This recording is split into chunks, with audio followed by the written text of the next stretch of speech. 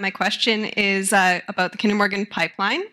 The Kinder Morgan Trans Mountain Pipeline Expansion Project is proposed to cut through the Salmon River floodplain and wetland area in Langley and impact citizens, municipal employees, and the environment. As Langley Township is an intervener in the National Energy Board review process for the pipeline, what concerns, if any, do you have about the pipeline proposed to be built through Langley? Okay, Steve was up with the flash there. So Steve, you get the first one, then it's Petrina, and then Kevin.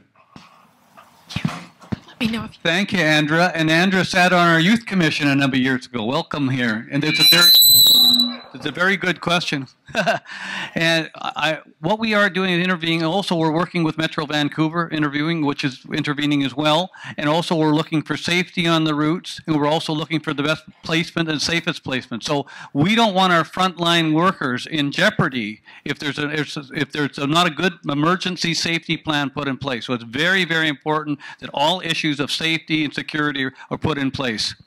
Okay, thank you very much. And Petrina? Kevin and then Kim. Yeah. I agree that if this is going to take place, there has to be a lot of collaboration. I'm very concerned. This is a very, very sensitive ecosystem. Once it's been destroyed, we can't get it back. I think people need to be concerned about it. I think the township needs to take a strong leadership role to make sure that we're protected. If there is any litigation involved, we have to make sure that there's adequate insurance. I heard the delegate get up and say, oh, it's going to bring lots of tax dollars. I'm not very impressed with tax dollars when it's going to cost us many millions of dollars to rectify what could happen as an accident. Okay, thank you. Kevin. Thank you. My biggest concern with Kinder Morgan is that they can't choose a route. One day it's the Salmon River, then it's going to go through this area, then it's going to go down the highway. I mean, it's the uncertainty that causes people concern. I believe that they can build a safe pipeline. What I'm concerned about is we have a 60-year-old pipeline that's running unknown amounts of material with all kinds of corrosive elements in it. And I can tell you, being a mechanical engineer and working in the oil industry, I'm very concerned about pipeline corrosion, and I'm concerned that we can't afford to have an accident in the old pipe. So let's put it in a safe route, let's build it properly, and let's make sure that the public has an opportunity to have their input. Thank you. Thank you. Kim and then you. Yeah, I just want to echo what Petrina and Kevin have said. We're at risk for severe environmental damage if this goes wrong.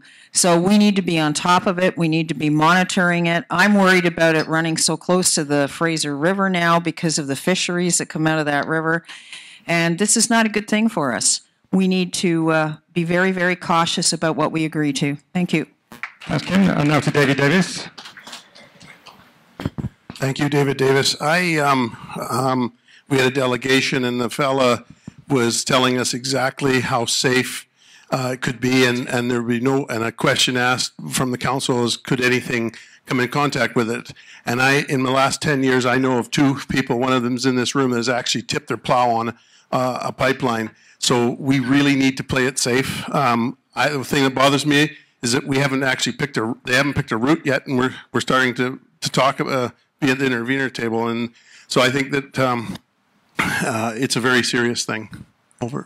Okay, the last one is going to Kerry Ross. Sorry, Kerry. Kerry Ross. One of the things that I was really shocked about is I contacted Kinder Morgan, and I also talked to the firefighters, and we don't have a cleanup plan in place. So we have an existing pipeline coming under, and we haven't invested the tax revenue we get from the square footage that the present one occupies, and we haven't taken that money that we've been getting and invested it in preventative maintenance. Preventative maintenance is going to always be more cost effective than firefighting after when something happens. So why have we not invested in getting some kind of program together to plan for these eventualities and then hope it never happens? Thank you, Kerry.